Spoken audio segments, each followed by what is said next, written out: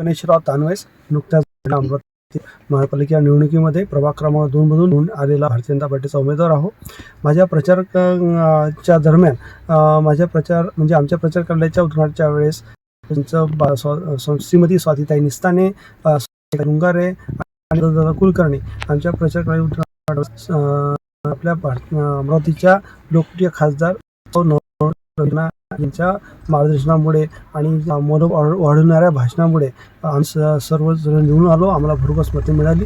सोबतच मी आमच्या भारतीय जनता पार्टीचे पदाधिकारी अध्यक्ष डॉक्टर दिनजी भांडे, सोबतच विशेष प्रामुख्याने उपस्थित असलेले पंकजी भोयर, माझे मार्गदर्शक मान्य प्रतापदादा अडसर, सर मार्गदर्शिका सुखवरले या संच्या भाषणामुळे आम्ही निवडणूक जिंकलो.